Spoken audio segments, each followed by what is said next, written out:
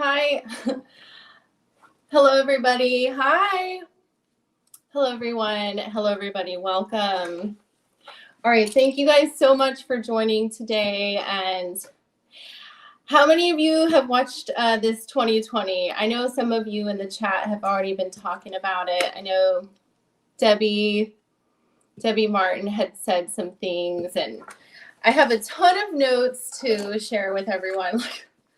About, like 10 pages of notes. I split it into 4 different parts, and I saw lots of the friends of the case on the program, like Karen Cyphers and Tim Jansen, and of course the Markels. They did such a wonderful job, and there's so many sentiments that I want to share with you all that in case you didn't get to see the program. Part of the reason I wanted to do this live after the 2020 was because some of you aren't able to see this program overseas. So I'm sure it'll be rebroadcast on YouTube, but as for now, I just wanted to share with you some of the touching sentiments that I heard in it, and the narrative, especially because I was lucky enough to meet one of the producers. Sorry, let me just fix my screen here.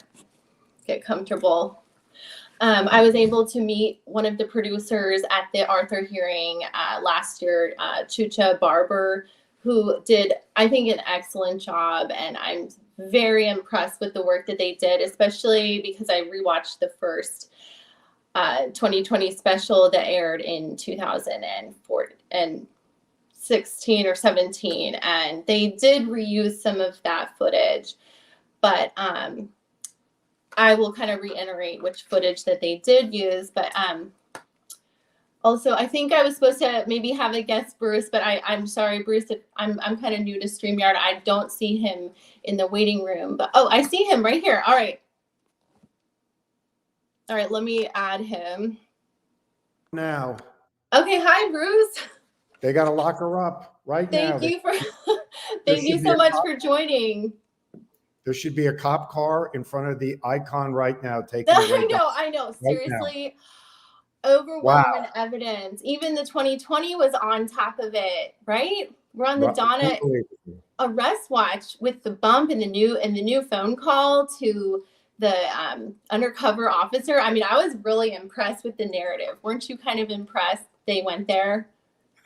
It's incredible. It's so funny what we can do, on these YouTube things. But when you have the power of network television and the editing and yes, 9 million commercials, if you take away the 9 million commercials. They did such a great job. I mean, everyone who was a part of it should feel so great about themselves. And we saw some familiar faces, friends of the case, Karen Cyphers, and also Tim Jansen did such a great job. Great.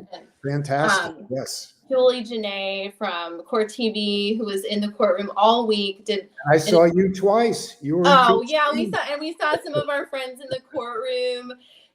Just they're all week, and everybody just supporting this justice for Dan and everything. So I see some of the people thought that they went a little bit soft on Donna, but and Wendy. I mean, I don't know. Let's just go over it. First part. I have 4 different parts here. I have so many notes, but wow. I just wanted to share some of the things that jumped out to me, especially for the people who didn't see it. So in the beginning, part 1 was the backstory, and that guy Matt Gutman, he's so great. He called it a love-hate triangle, and I'm trying to think of who do you think the triangle was between? That's what I have written down. They called it a love-hate triangle. Well, it would be the family. It would be Wendy and Dan and the family. Yeah, it was Wendy, Dan. You're right. Thank you for helping us. Fire like they're one, like an amoeba. Just a really dysfunctional love triangle with the family involved. I agree with that. So these were the first blurbs that we heard from June. June said, "I don't want him to think I am the one convicting him." So that was one of the first jump out quotes. And I was like, whoa. So that's why she was so guarded. She didn't want him to think that she was the one putting the nail in the coffin. And June, if you're watching, I don't think it was you. I think it was a lot of things. So I don't think Charlie thinks that. So sorry that June is struggling with that. Anyway, so they have a picture of Georgia saying his own family had a motive, and that's towards Dan Markel. His own extended family that he married into had a motive for his murder. This was premeditated. Can you imagine? So then, they said this is 10 years in the making. The problem equals Dan. Like, can you imagine if your family looked at you as a problem that they had to take care of, and then the price was murder? So they had a little drama. So Michael Weinstein, remember we wanted to hear what good old Michael had to say after his first run on the show, when Michael was like, "Oh, the Adelsons are such a wonderful family. They're so great." And they said Michael had a chance to redeem himself, but he totally didn't. Let's see what, I'm going to add a little more comments as I'm reading. So he just went on and on to say that they grew up in Coral Springs. They were his friends. He knew Harvey his whole life. Donna always had a bright smile and, a clean house. The kids were really well dressed. It's gross. He had a chance to redeem himself and he didn't. What did you think of that, Bruce?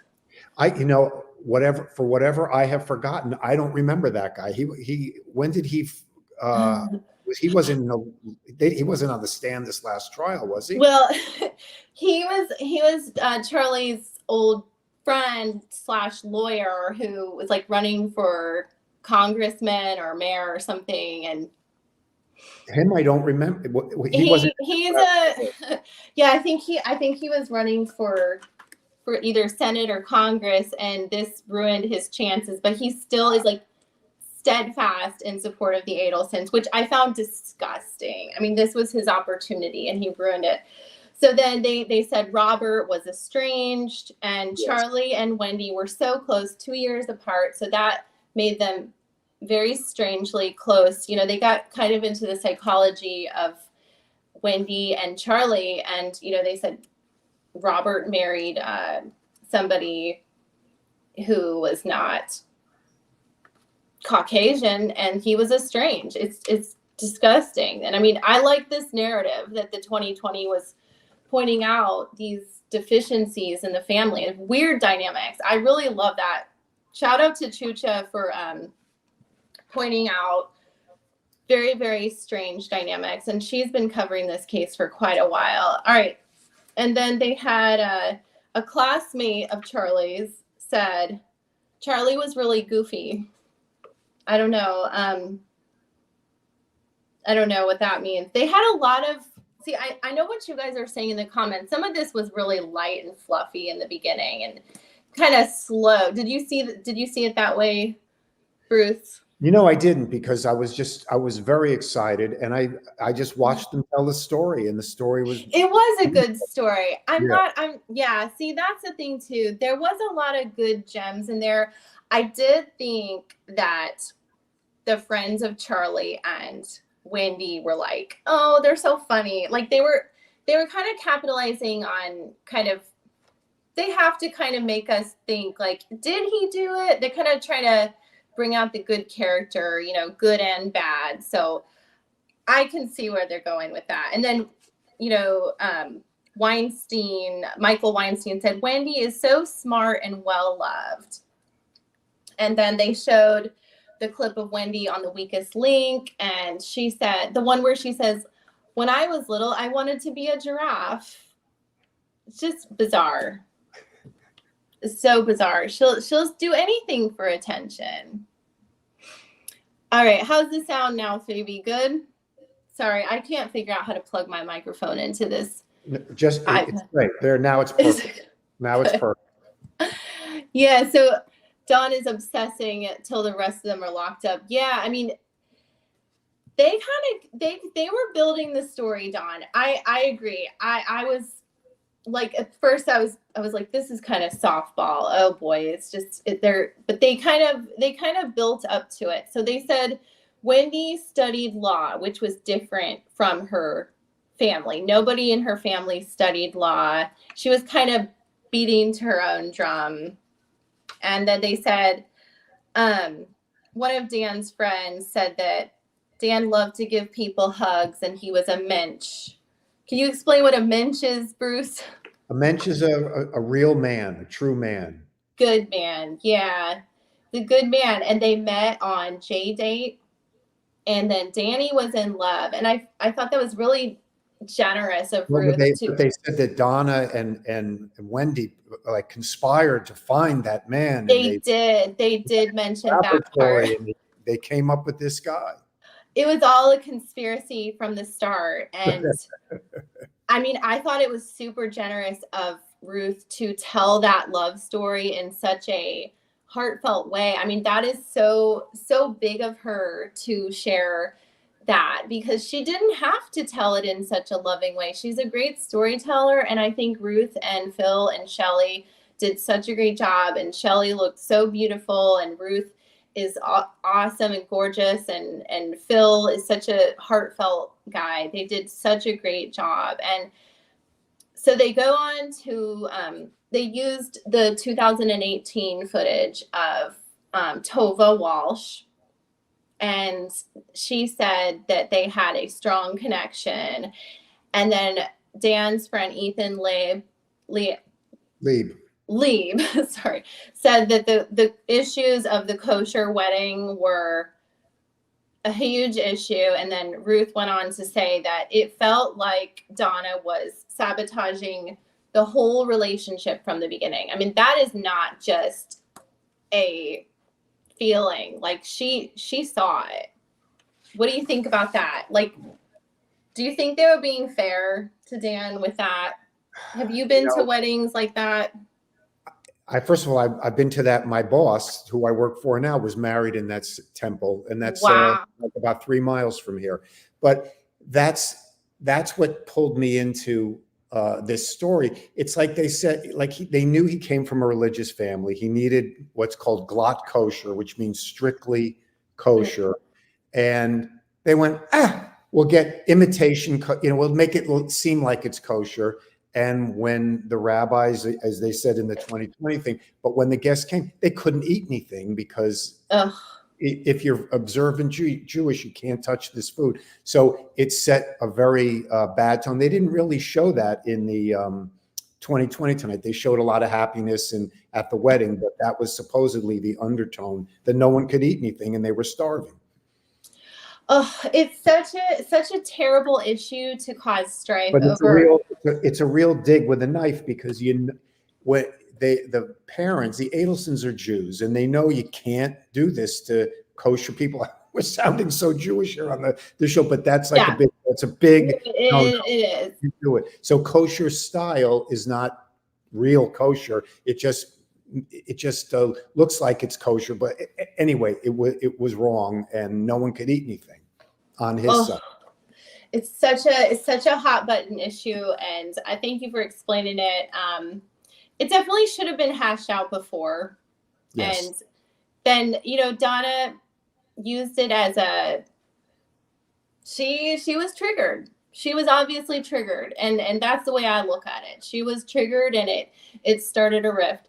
And then we saw Tim Jansen, and he was explaining Tallahassee is like, in North Florida is like Southern Georgia. It's a slower pace, and I can attest to that. I live in North Florida, but it's different on the coast. But in the Panhandle, it is like Georgia. It's just there's more of like a different atmosphere than definitely in South Florida, wouldn't you say?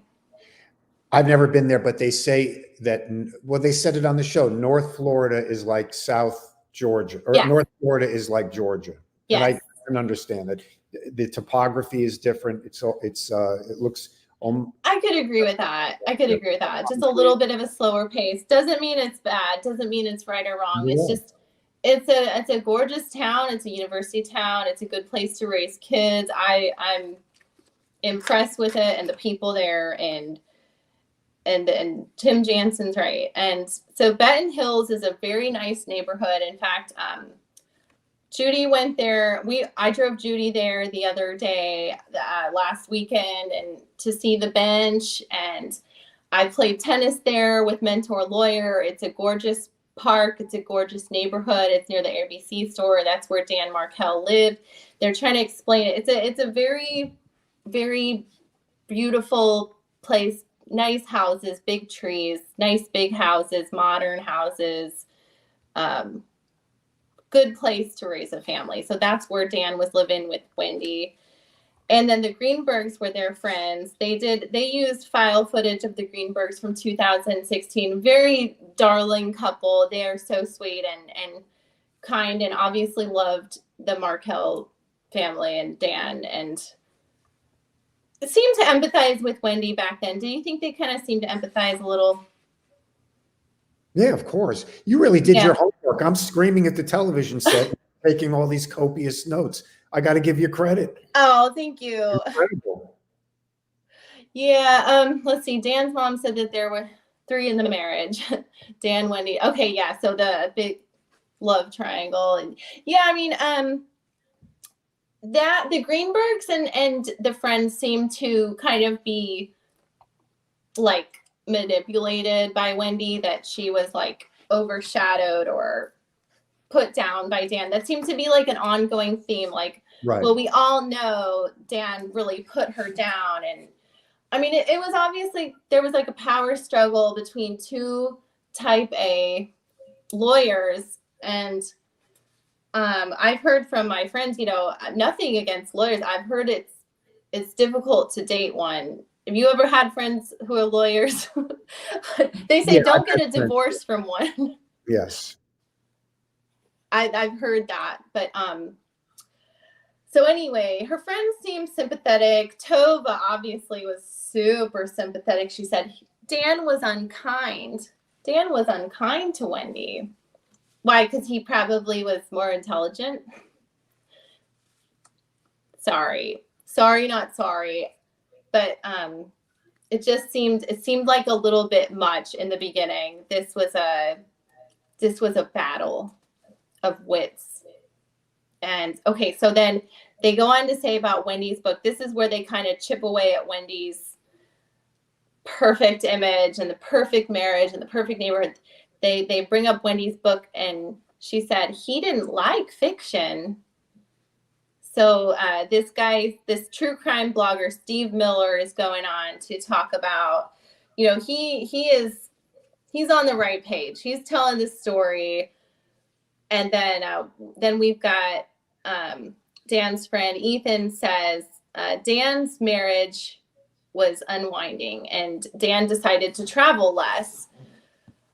So then after he told his friend Ethan that, Dan came home to that Pearl Harbor divorce letter, and she took all the furniture, and Ruth said he was devastated. And then Matt Gutman, the narrator, goes on to say that it was a litigious divorce. And Wendy, I believe, alleged emotional abuse, which has been an ongoing theme. So that is a fact now, and her friends verify it. But see, that, like, in the beginning, did anyone else feel like they were kind of bashing Dan a little bit? Let's see. Anyone feel that way? Yeah, so Judy says, yep, Weinstein is acting clueless. Yeah, he's totally brainwashed and manipulated by the Adelsons. I think that the beginning, you know what I think they wanted to show, and I'm gonna kind of trust Chooch on this. I think they were trying to show like how the Adelsons kind of like brainwashed their friends a little bit, Wendy, and into believing this emotional abuse, because there's really no proof. They couldn't really come up with anything. So then, okay, so after this litigious divorce, they go on with the Donna emails, which I was so excited about that. Were you excited when they kind of started doing the evidence pertaining to Donna? Of course. Yeah. That's when I said the cop cars are in front of the building now. I thought this would be like, oh, I've already checked the internet to see if she's been nabbed, but no, I mean, no word. They went in hard on Donna. I mean, some of you might disagree, but like for primetime television, I mean, people are sitting in their living rooms, like seeing this for the first time. They're saying, "What a creep! What a creepy lady! How is she still free?" And they went on to read the emails about I think they went to a commercial break and they said, "Jibbers hasn't seen the best of us yet," or something like that. They went to a commercial break, like dun dun dun, and let's see. I thought his name said former friend. Maybe we're talking about Weinstein. I think you all are so frustrated with Weinstein and all these people who are manipulated by the Adelsons. But then after they came back from the commercial break, they put Tim on the camera. I think Bruce had to get a little phone call, or maybe it's Donna at the door. I had to get the air conditioning on. I'm getting so worked up here. It's okay. Any moment here. I thought Donna might be at your door. She might be upset with this coverage. She's gonna take it out on you. So Tim Jansen did a great job with his little quips. I think they used a lot of Tim Jansen's quips in this program. He just said the divorce was nasty. It was just nasty. And then Karen Cyphers comes on and said, Wendy did not like Tallahassee. And she knows that. She was living there at the time that this all happened and, knew Dan and the family and she lived it. So she can tell it. And then Stephen Webster, Dan's attorney, was on saying some quips about the divorce. And then Phil said that Donna was coming back up to Tallahassee all the time after the divorce. And it was a day drive. And she was going there constantly, which he noticed. And I thought that was interesting that he noticed that Donna was going all the time. And then he said Donna was using so Karen Cyphers then said Donna was using religion and the three-way payment to control Dan. Like she was explaining the third of the $1 million payoff, a third. She was explaining this wacky, bonkers plan to pay off Dan because they were driving all the time. And then Phil and Ruth said that the kids are the ones who told Dan that Grandma thinks you're stupid. Right. Which is like a dagger to a heart of a guy whose brain is everything and is kids are everything. To hear that the grandmother is bad mouthing, and after that wedding and after this tumultuous divorce, to hear from your children, that somebody, it's heartbreaking. It was too much. So the Markels agreed that there was a lot of issues post-divorce. There was a lot. And they were trying to help him. And they never thought that this would end in violence. So let's see here. Oh, yes, Debbie, they did protect Amy Adler. Yeah, I actually was going to bring that up in part 2. I'm to part 2 right now.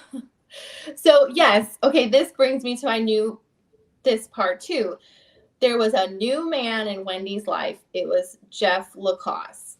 She was dating. Dan was dating. This was the post-divorce.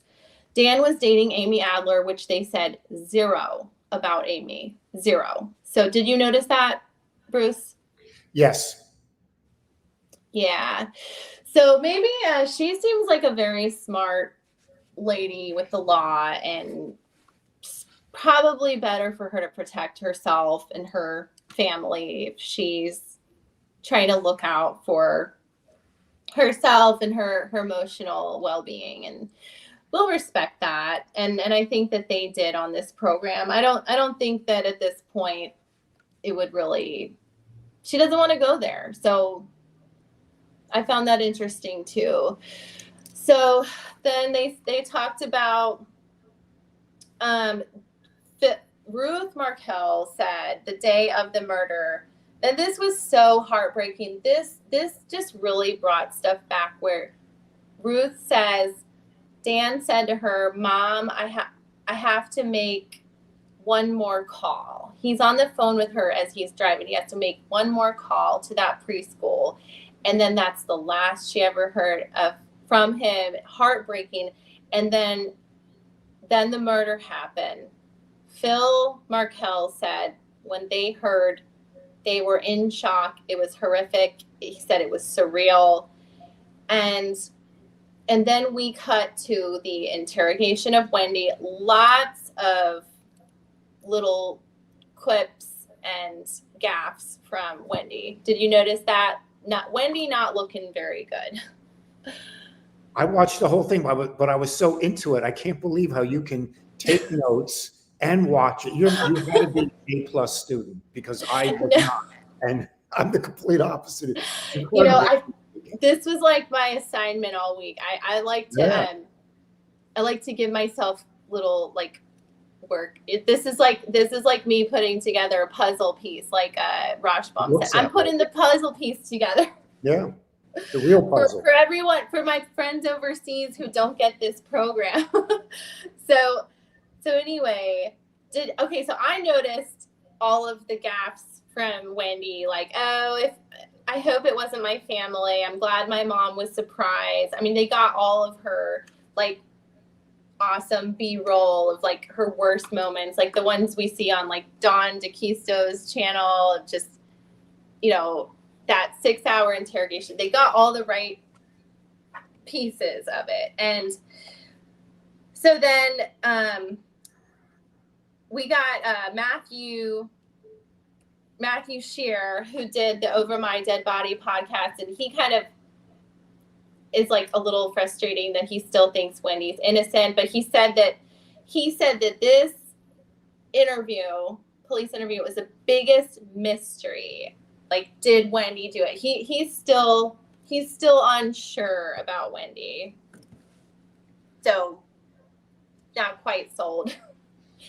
And I thought that was interesting. He said it's the biggest mystery in this case. And then Julie Janae said, they use the word horrifying a lot. She just said it was just a horrifying scene. And Julie did a great job explaining this case. She's a lawyer on the court TV. And then we have Matthew Shearer, who believes in Wendy's innocence. He said Wendy did not hold back in this interview. So that leads me to believe that that like he kind of thinks she's protecting or shifting the blame, or I don't know how he can think she's innocent and then say she did not hold back, trying to blame her family. That to me points to some level of guilt. Yeah. So Judy says she always thinks she's so cute and charming. Yeah, everyone just protects this girl. It's like, it's a little infuriating, but I think that they had the right people on this show. I think they got it right. And then they went on to say, Phil said, oh, this part was devastating. Phil Markel said he wished he could have held Dan Markel's hand as he passed. That's right. Just sadder than anything I can imagine. Just so heartbreaking, and my heart just like is breaking for them. having to relive this over and over and over again. And the only thing that I can think that makes this better, you know, as I'm looking up at Ruth's book and Dan's book on my shelf, and I just am thinking the only thing that can make this better is like people who are like friends of this case and people who care, and the people who spoke on this show for them so eloquently and are just continuing to speak out and get the narrative right. So that was heartbreaking to me. And then the prof's blog, you know, they kind of answered a question of mine. I wondered if there was proof, if there was any proof that Dan was getting any death threats. And then they showed this clip of somebody said, by any means necessary to shutting people like you down. Right. You saw that? Yeah, that I saw. So, I mean, that's not necessarily a death threat, but I mean, I think Judy and I were talking. We get worse comments than that. That's right. Yeah. I mean, that's just part of being a blogger. I think that Dan probably had thicker skin than just like, oh wow, people want me to be quiet and stop writing. And I'm glad he didn't. I'm glad he wrote his thoughts and didn't let people silence him. So then Julie Janae went on to say, this was the girl from Court TV who did an excellent job all week for Court TV and this 2020. She said Jeffrey Lacoste had talked to police 3 times. And so I found that interesting because, you know, you don't just keep going and talking to police if you're guilty of something. So I think that, you know, as much as they could try to make this 2020 special, like, was it Jeff? Well, you know, it wasn't even in anyone's mind that it was Jeff. He was just so believable. He helped solve this case. I mean, he even went out of his way to say he at first was on Wendy's side, and he said how Dan was so mean to Wendy. I wanted to kill him. I wanted to punch him or whatever. So you see, first of all, there's a dimension we didn't see. We don't know what goes on in a married couple's life, but yeah, he'd known something during their divorce period. So he was being he really is the linchpin. I mean, he stood up for both sides. He said that Dan might have been difficult to live with, but explained. Hey, here's Carl. Hey, Carl. Hopefully we're catching you up on everything. I took notes about every minute. So if you missed it, it's right here. You can see it on Hulu or ABC streaming. But basically, you know, another thing that they really wanted to drive home is that Wendy seemed relieved that her mother was surprised. She even said it. It's like, oh, I'm so relieved that my mother was surprised. Like she did her job. She was a good actress today. She was so surprised. She said that to the victim's advocate. And I like how 2020 is pulling out almost every terrible thing that Wendy did that day. And then they talk about the joke, and then the joke as a divorce present, and then in the interrogation, I think she said he's a joker. So those are things that they pulled out some really powerful language and not painting her in a good light, which I was from the preview, I was a little bit worried. Was anyone else worried? Yeah. So let's see. Here's Shaquille Oatmeal, a very frequent commenter. She was valedictorian. Yeah, but she can't fool us. I wonder what Wendy and Donna thought about this show. Same, because they did not get a good edit. Thanks to Chucha. Good job, Chucha Barber. She did so great. So then Michael Weinstein said that Charlie was always smiling. his interview was just garbage. Like Michael Weinstein is just drinking the Kool-Aid. His edit is not aging well. He's looking really, really bad for his political career. His political career is over, by the way. So June said that Charlie is very smart, fun, and intelligent, and always has a girl.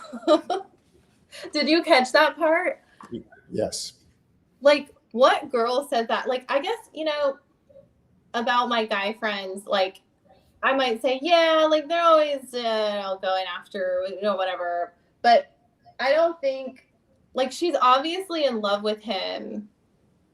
And it's just, it's But she sad. knows his reputation is that of being a playboy. So women have that particular quality of falling in love with the wrong guy or the bad boy. So he was a real bad boy, and he had a lot of Momo. So, you put that combination together, it's enticing, and yet, and it's exciting.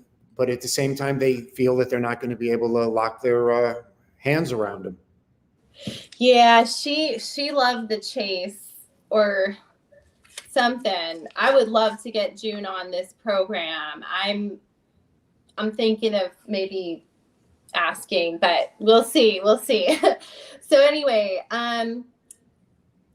they keep going back to Wendy and her statements in the interrogation. My family had, or no, sidebar, this is a statement, the Adelsons put out a statement after there was some kind of affidavit, the arrest affidavit for Lewis and Sigfredo, and then Wendy put out a statement, my family had nothing to do with this, and then she moved to South Florida. Or maybe this was before the arrest affidavit. She just put out a statement. Then the Sun Pass on the Prius was the superstar, one of the superstars of this case. That Sun Pass helped them identify the Prius and relate it to South Florida. Then they go on and on about the bump, and then the call, and then we have the superstar undercover agent who says, what I'm talking about, to Donna. They had some great clips of that audio and the bump and the wiretaps, and then they kind of fast forward, and this is into so we're still in part 2.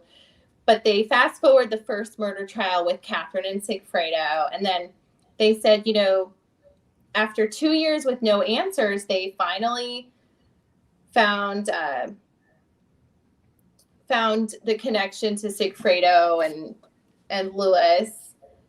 And then Karen said the most heartbreaking thing was that Wendy changed the names, which I think is a key evidence. I don't think they did have a lot of key evidence towards Wendy, except you guys noticed that they left out the drive-by and the bullet bourbon, but there's still time.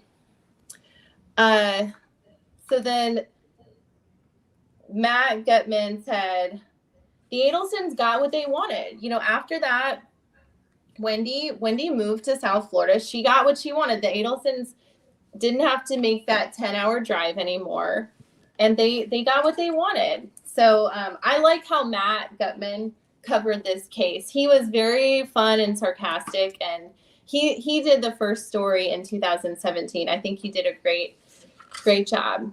And then he also cut to clips of Wendy on the podcast calling Dan her late ex-spouse. They did that in the first 2020 episode with the they used the graphics of, they kind of breezed over it, but I like that they included that, the late ex-husband. Then Tova said, I think that she was just reflecting on what the experience was like for her to have a late ex-husband.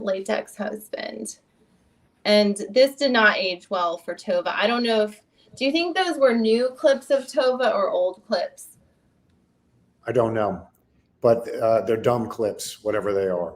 She's definitely drinking the Wendy Kool-Aid, and it was like, okay, girl, listen, I think it just would be, it's dangerous for her to be so close to Wendy. I really don't think it's smart for anyone to be speaking out. That's why I think it might be an old clip, which I think they would probably have to get her approval, but I don't know. So then they go on to Lewis and Sigfredo, just basically saying that they made like a map for the police with all their GPS. It was just, the police had a heyday with all these cell phone towers and everything. And then Tim Jansen just made a good point. He just said, but this still doesn't answer the question of why. Why did this happen? Why did Lewis and Sigfredo come up to Tallahassee? And then Georgia, they cut to a clip of Georgia saying it's through Katie. And there was a lot of great clips of Georgia throughout, just kind of weaving in some clips from Georgia's interview in like 2016, and great storytelling with all these characters. But let's see what Judy has to say. They wanted him to be a sperm donor, basically, Wendy said, that her narcissistic podcast. Yeah, just very much a lack of respect from the Adelsons to Dan Markel. I don't think anyone meant any disrespect to Dan initially, but supporting Wendy is kind of disrespectful to Dan, so shame on those people. But anyway, so Matt Gutman, oh my gosh, this was so funny when Matt Gutman called Katie Charlie's female companion, which I thought was great, because I personally think that Katie was like some sort of, I don't know, like a hired friend. It just didn't, it seemed like they had a transactional relationship. What are your thoughts? Well, it certainly developed into that. Yeah, well, I mean, and the thing is, how does it develop into that if it wasn't that way from the start? That's what I wonder. Well, I was introduced to Katie through the trial when, her first two trials, when it was, I don't remember. And she was like a real moron.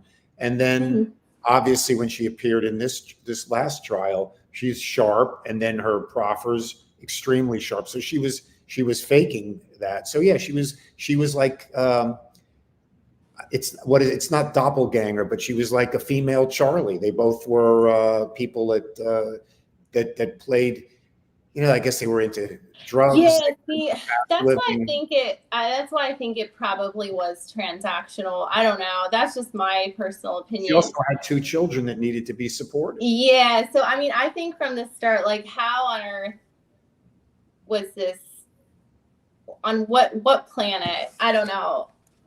That's just, but I like that Matt Gutman kind of picked that up, that it was a female companion, not really a girlfriend, but a friend with benefits, something more than even friend benefits. So anyway, I thought it was very interesting that this 2023, they said that he gave Katie a car and surgery, and it wasn't like last time in 2017, they were like, she got a boob job and it was from Dr. Boobner, and it was like all this, like, the language. I was like, whoa, I mean, the world has changed, so they kind of like dialed it down with the, they just said she got plastic surgery and an augmentation, and it was like a little less salacious than last time.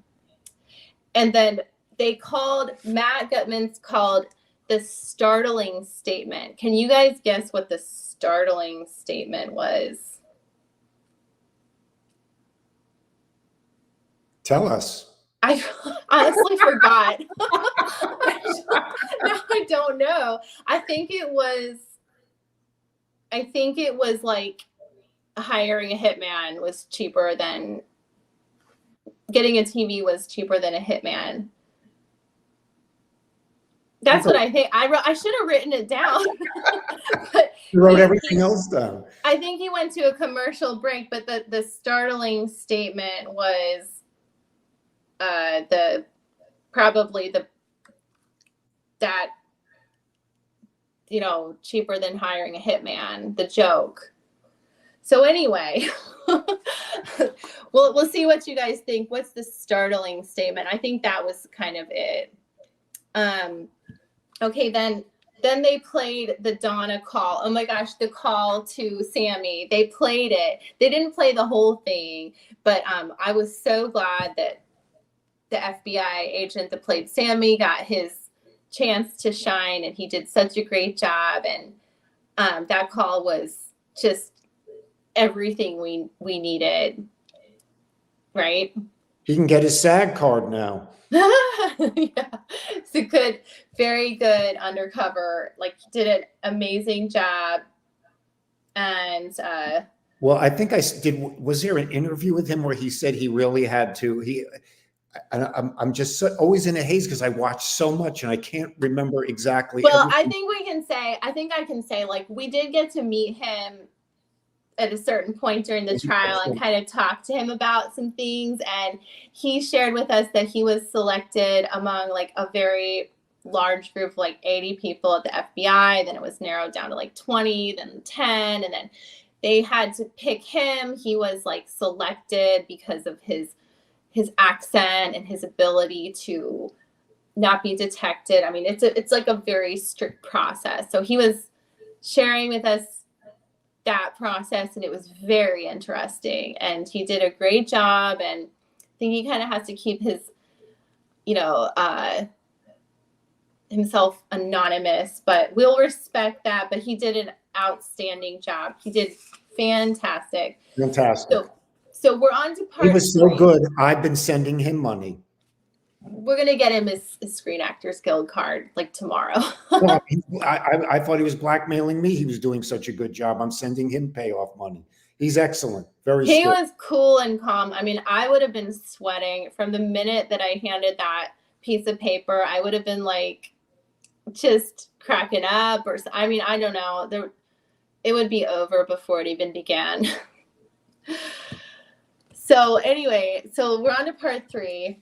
And we're at the wiretaps with Donna. And this is like the bump in the trial. So they said that the calls go from Donna to Charlie to Katie. So they're setting up this story for the trials. And then Sigfredo and Lewis were arrested. 8 days later, the Adelson family had the probable cause affidavit that Wendy did not read, by the way. Never read it. Just wasn't interested. All those years of law school, just wasn't interested in it. So then the Adelsons release a statement in 2016. They didn't do it. It wasn't me, but I didn't do it. And then we have Karen. Karen's building the case amazingly. She just says there was growing frustration that the Adelsons were free and not arrested at all. It was growing. She lived in Tallahassee at the time. She knew what was going on. And Lewis made the plea deal, and then that's what kind of pointed the finger in the direction of the Adelsons. He said the lady, and we all took that as either Donna or Wendy. Then he said Wendy. So I think still to this day, we don't know. I don't even think the lady wants her children. Yeah, I mean, it could equally be Donna. Yeah, you're right. I guess it's like she believes those are her kids. It's weird. Yeah. So then they cut to a clip of June saying that Charlie's anxiety was high. I mean, go figure. Yeah, thank God and then they confronted him in the parking lot. Yes. So yes, and then they did. The 2020 producer got a little clip of him like, "Hey Charlie, did you do a murder for hire?" Can you imagine walking up to him like, "Hey Charlie, did you hire someone to kill your ex-brother-in-law?" And then he's like shaking. Charlie was like freaking out. He just shut the door. And so the anxiety was high after Katie's arrest. That's what June said. And then at the first trial, they pointed out that Sigfredo and Katie did point the finger at Charlie. At the time, I did not think that they did. What do you guys think? I think they could have pointed it even more. It would have made them all look so guilty, though. I don't know how they could have pointed the finger at him without pointing it at themselves, too. So Karen said Wendy fought tooth and nail against testifying. Do you guys remember that? Do you remember that? I'm trying to think. I think there was probably a bunch of motions going back and forth that like she got that nifty immunity, and she probably was coming up with as much legal red tape to just not testify. But they ended up giving her that immunity, which, you know, she abused it. She's abusing the law. It's crazy. And then Lewis was a star witness, and he pointed to the Adelson family. He just said, no, this was for the family. And he talked about the Staples. And then June talked about the Staples. And then she went on to say she thought it was so odd. Why do you have Staples in your money? Do you think she was a good witness, Bruce? Yeah.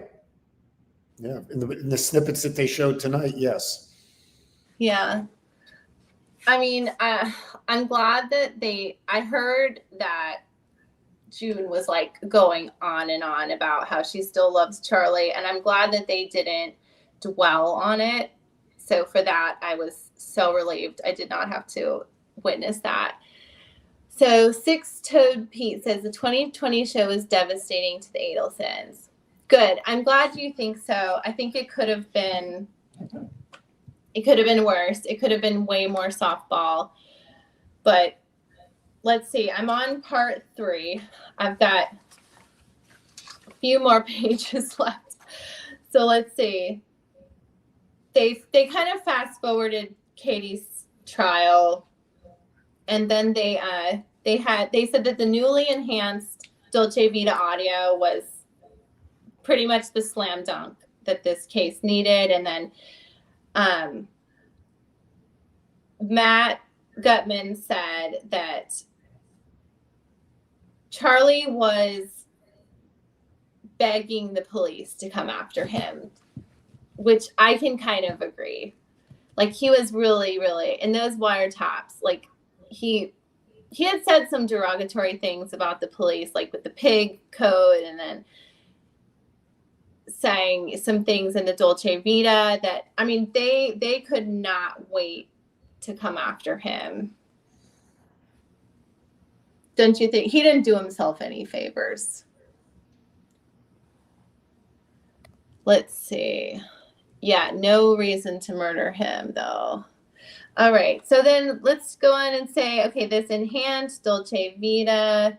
Okay, I remember, in fact, I was sitting at the Arthur hearing, and when that enhanced Dolce Vita came out, and I remember, no, it was a Matsuri, but I remember looking at Chucha Barber, this producer, and also Karen Cyphers, and like we all looked at each other like, this is so awesome.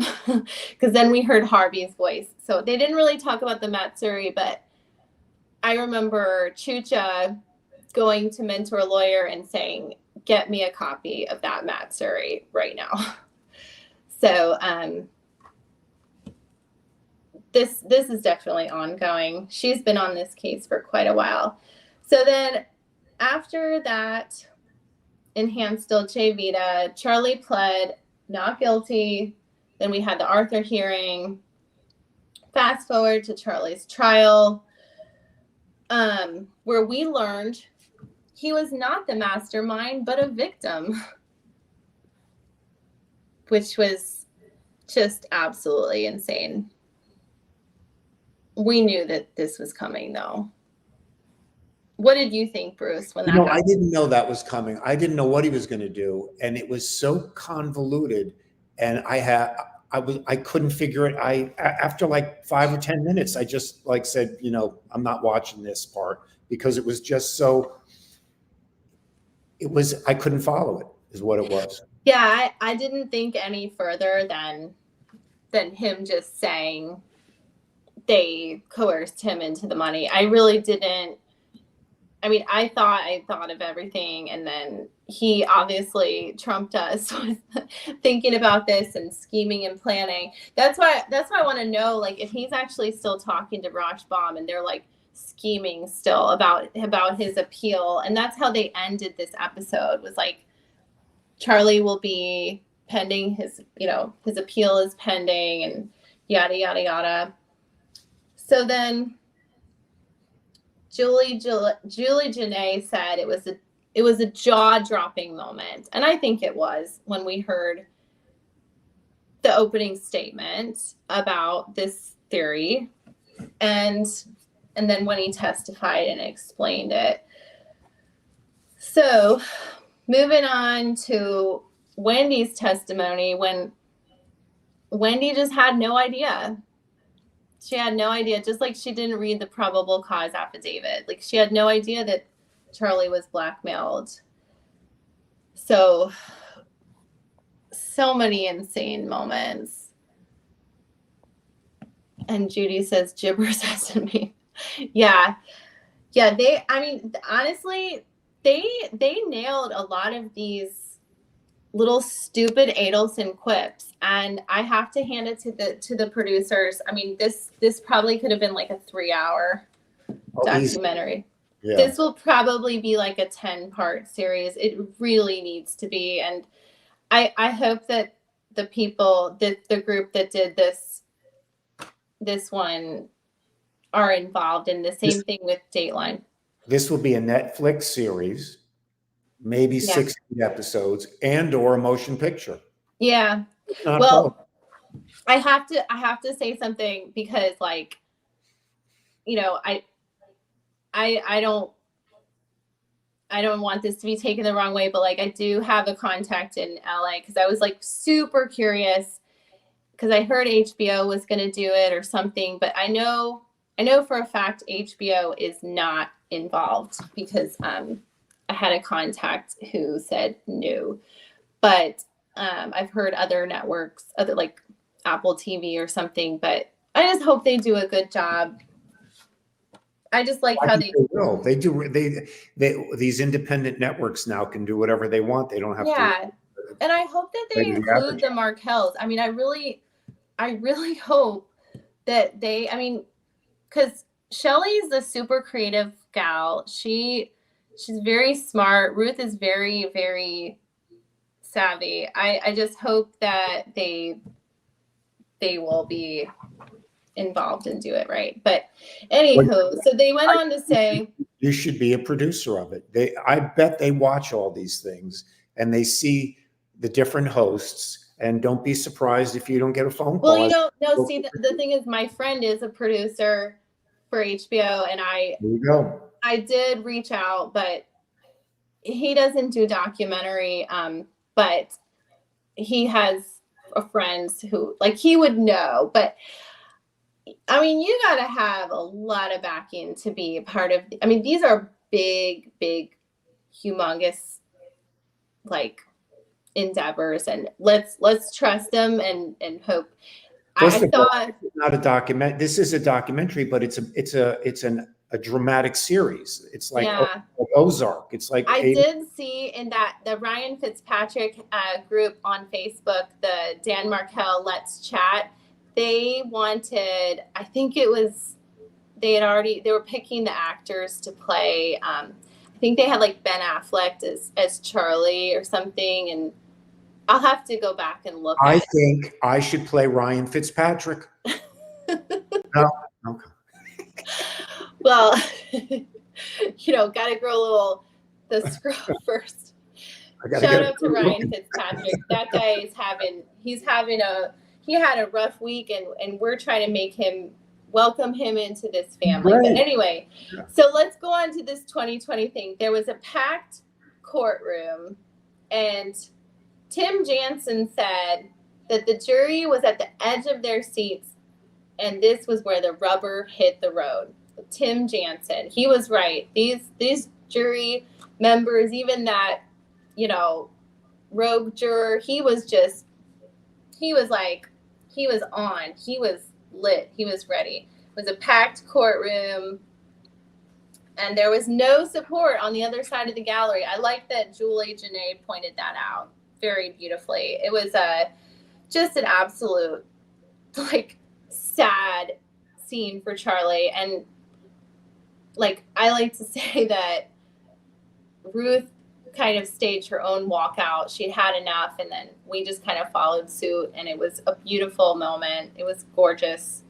She did a beautiful thing. She did the right thing. But the people who wanted to stay, God bless you. You guys have a stomach. Shelly and Phil Markel stayed. Shelly's a lawyer, so of course she wanted to see everything. And then Matt Gutman said that there was a shocking admission. Can you guys guess what that was? The shocking admission that Charlie said, no, that Katie said to Charlie, my friend killed Dan. Can you believe it? She said, my friend killed Dan, and now we're going to take all your money. It's just crazy. You can't write this stuff. And then Matt Gutman, this was brilliant. He said, kill now, then blackmail later. That's right. How it went down. It was kill first, and then the murder layaway. You said layaway, yeah. And then they cut to Georgia, why didn't they go to the police? Gotta hand it to Georgia. She just is so just literal and by the book, and I think that's the only way you could be with these juries, because she's just trying to drive the point home to everybody. She's a down-to-earth lady. I gotta hand it to her. It works. She gets convictions. She's the new lady on the block. She's doing a great job. So there was 2 hours on the stand with Georgia, and then Tim Jansen made a good point. He said this closing argument for Rashbaum was Charlie's last chance. There was nothing else. But it didn't work, did it? It didn't work. So, yeah, it did not work. And it looks like you guys are noticing some things about Donna looked very different in her Wheel of Fortune appearance. Yeah, it looked like she had her features were really pointy or something. I don't know. They said Donna gave Dan the name Jibbers. Yeah, that wouldn't surprise me. It did seem like Donna kind of created that. All right, so part 4 was the verdict. We're almost done. So they pointed out that, I think they cut to a clip of Georgia saying this was all to help Wendy. How on earth she's this family did this for this one child. It's beyond, it's crazy. It ended in murder just to help Wendy. And then 9 years after this murder, it took them 3 hours, counting an hour lunch break, to get the verdict. And Julie Janae said that Charlie looked devastated and deflated. Yeah. After it. And the Markels felt joy, but they said it was a different kind of joy. And then they went on to talk about the Grandparent Act, and at this moment, it doesn't apply to Wendy, but when and if she is convicted, then the Markels will be able to see the children. It's just so frustrating, right? Well, they talked about that when the Grandparent Act was enacted, they got to see the kids, and the kids were overly loving. They asked if they could hug them, and they acquiesced. Yeah. Oh, so yes, and you're right. Once who was arrested when Charlie was arrested, that was it. They did, yes. Immediately after that Grandparent Act was enacted, Wendy just mysteriously allowed them to come and visit. Right. So that's exactly it. And so, yeah, at this moment, it doesn't apply. And they admitted it was a strained relationship. So that's all my notes. And let's go on to some comments. Let's see. Donna had a lot of plastic surgeries. She forgot to fix her neck, though. Yeah, get that lady some hyaluronic serum. They'll have that in prison. Go ahead. Next question. Can you imagine? I guess you just have to use soap. Probably better for her just to look at those 4 walls and atone for her sins. Let's see. All right.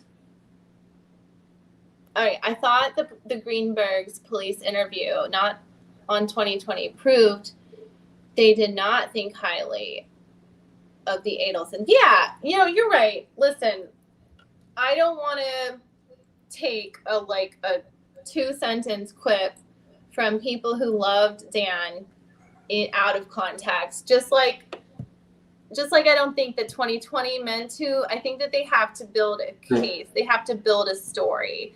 And I think that that's what they do. And it was obvious that the Greenbergs loved Dan and miss him and were very much a part of solving this case. Because it was pretty clear in their interrogation or interview that they had suspected this tumultuous divorce. So I agree with that. I'll be the judge. I agree with that.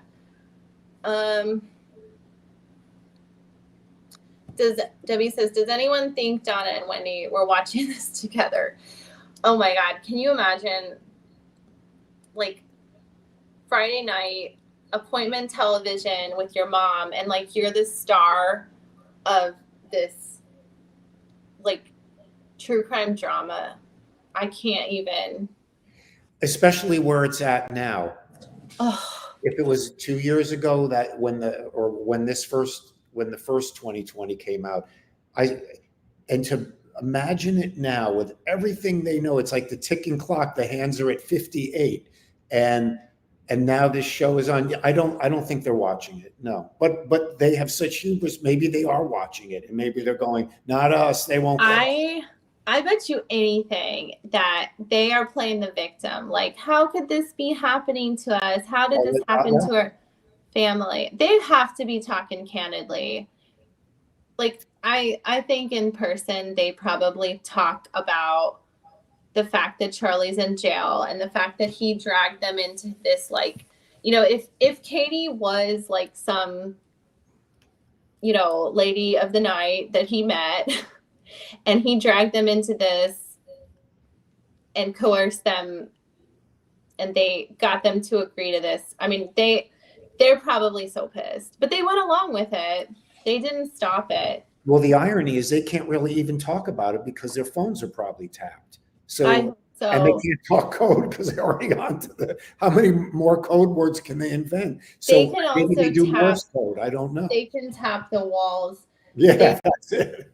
They probably have to write on a piece of paper. I think that's probably why Charlie's so good at writing his notes in the courtroom. Do you remember the movie Casino? I've heard of it. Yeah, they kind of have to talk like this, and because the FBI is. That's true. It's in baseball they talk like that. I've never heard of a surveillance video being able to read somebody's lips, but paranoia does probably take over with them. They're probably super paranoid. Yeah, now the entire country is going to be dumbfounded by this Adelson's. Yeah, six-toed Pete. I think now even more people are going to be aware. So, I would bring this up all these past years to people because I'm a lunatic with it. yeah, And no one knows about it. No, what? What are you talking about? yeah, The family from with the dental. I don't know what you're talking about. No one knows. And the yeah, office that I was working in, they all know about it now. They were calling me before saying, "Oh, we're watching it tonight. We're taping it." But most people just they don't know about this, and it is fascinating. That's why when it is brought onto Netflix or one of these networks, people go, "Hey, you see that new show? Oh, it's who wrote that?" And you go, "No, it's real." Really? Wow. And no one will know. That's why we're exactly. all And life. like I think mentor or lawyer even brought up a good point, and I mean this is like the unpopular opinion. It's like even Sigfredo wasn't like an ugly dude. He was like a, kind of a tall, blue eye. I don't know, like Piercing, light eyes. piercing blue eyes. Yeah, very piercing Yeah. eyes. I mean, all of these characters, I hate to say, I mean, even Georgia said this is like a TV show. This is just like a TV show. Like I'm not afraid to admit that that's part of it, but like we Copy, just want to help right. people. That's We what want that to help this case. guys are painting the picture. Every character in this is painting it by just being a character. That's how it's done. So many lives ruined, so many people. Well, I'm getting a little tired. I'm sorry to keep you all up so late, but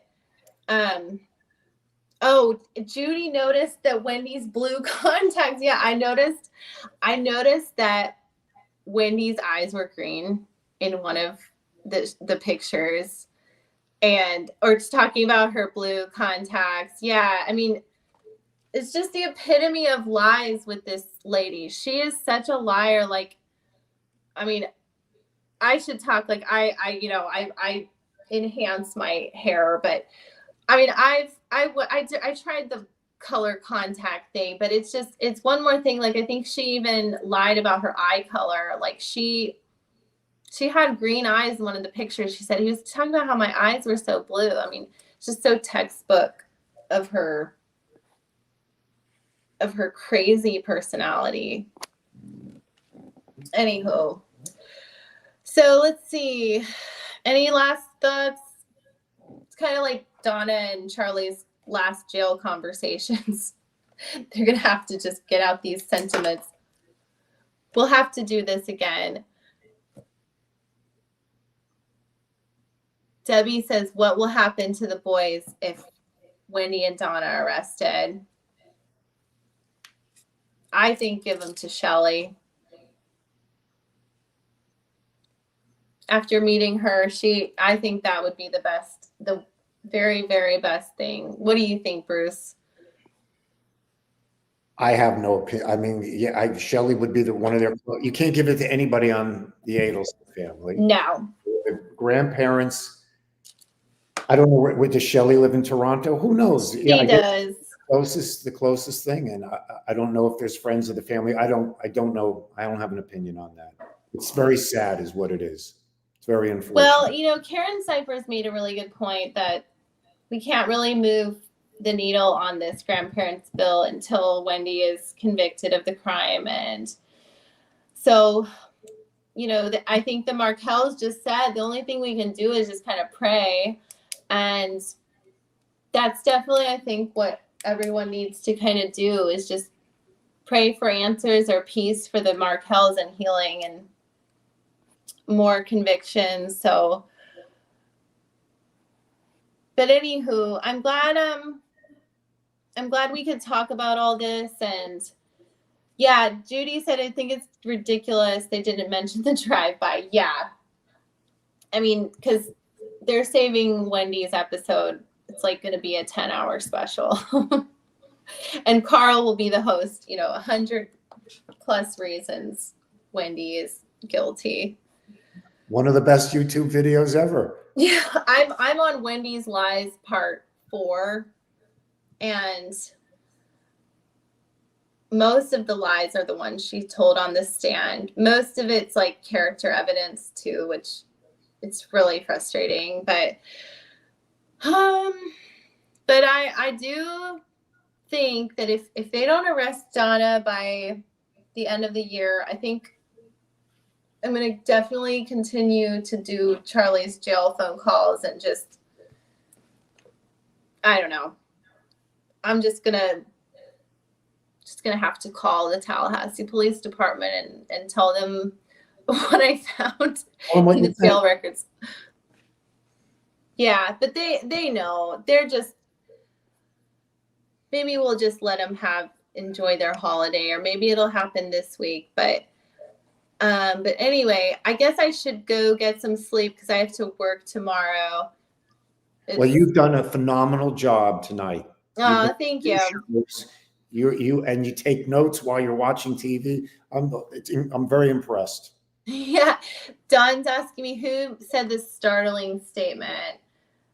I think it either had to do with him being extorted or the joke. I wish I would have written more detailed notes, but maybe we'll watch it again. I'll watch it again and I'll do another breakout video. The startling statement.